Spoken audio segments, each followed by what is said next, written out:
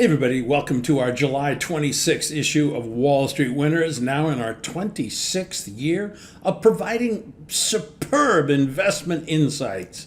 All right, let's carry on, shall we? And this, of course, is an incredible disclaimer filled with words. Okay, so let's break this down. The market's really not going to go anywhere. We break to new all-time highs, and then it'll fade this week. So we had a very strong week. We made new all-time highs, and now I'm telling you that the coming week, we might get a day or two up, but most of the week's going to be on the defensive. One key reason, the two red lines.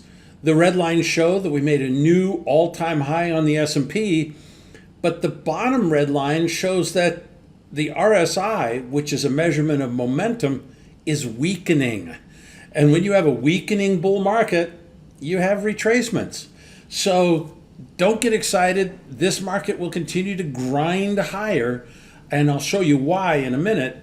But we're going to have all these stair steps like we had the week before last and 3 weeks ago, where the market sells off for a few days and then it grinds back up higher. So it's going to be frustrating, but hey, that's life. Dow Jones, similar situation. And you can see that in the red box, you can see that the red line, that's selling pressure, came down a lot. At the same time, buying pressure came up, but didn't quite pass the selling pressure.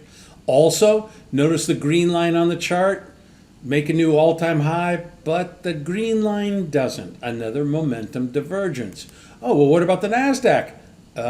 Yeah, it makes a new all-time high, but the green line doesn't. Another momentum divergence. Got the picture?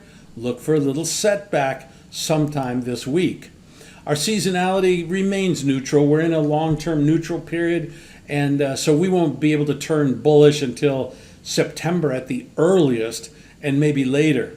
Down below, the Utes have yet to break above my mode change. So we're bullish, but we haven't broken out, so we're not going to be a buyer at all. But notice the purple predictor on the utilities is breaking to new all-time highs, so I think the Utes will do it as well.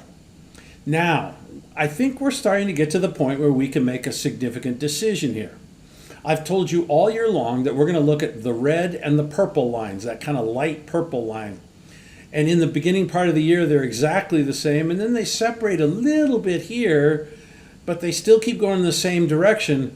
But right now, the beginning of August, in a week, we come to the point where the first year of a Democratic president continues in a bull market, but the post-election year after an incumbent party loss goes into a bear market.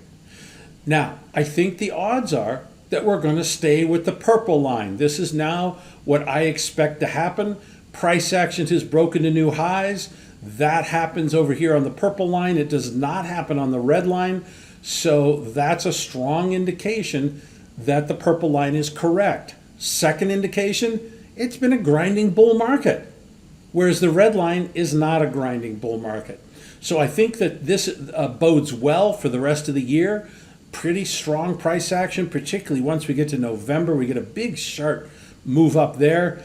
And so it looks pretty good. So seasonally, things are starting to look better now that we can drop off the red line. Now, I want to wait a week or two to completely for sure go with the purple line, but my preliminary estimate is the purple line is the best estimate of seasonality going forward. That's a big thing. Also, asset allocation came back pretty strong. Money went out of the bond market into stocks. That's bullish. Risk really sharply rebounded, and we got back up near the old highs. The riskier the market is, the better stocks do.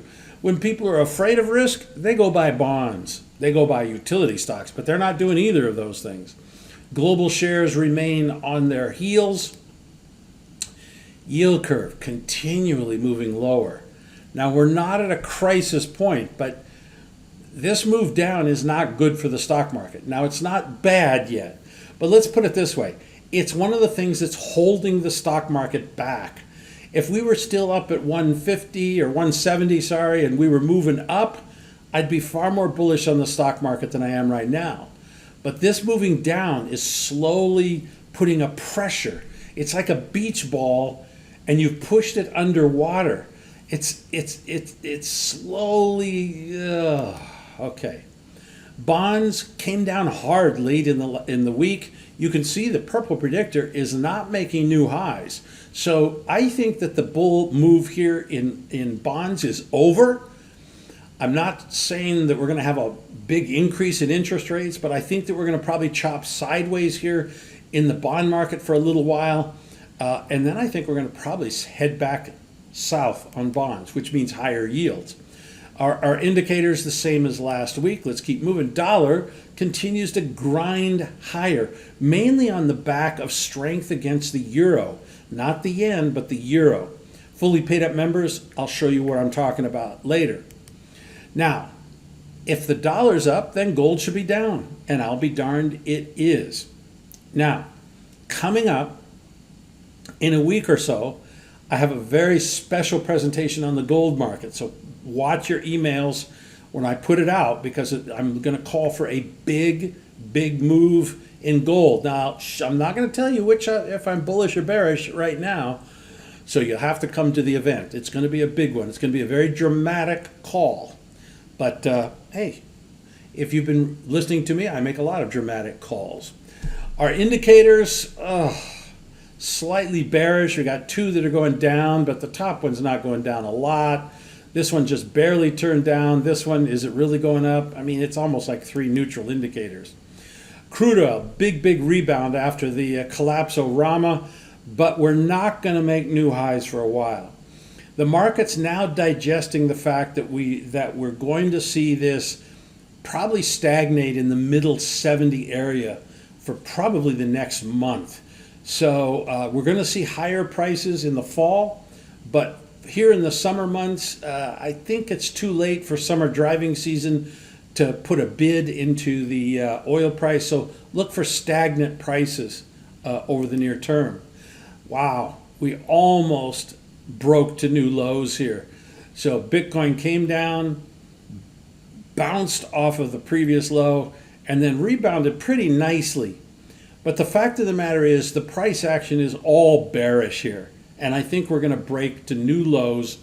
And this price here is around 28, call it 29,000. And if we break those lows, we're probably headed down to around 13-ish, okay? I'll give you a better estimate if it becomes relevant, but this is a bear market. Got to be short. All right, thank you, freebies, for coming in here. A lot of big things coming up in the market, and now, fully paid up members.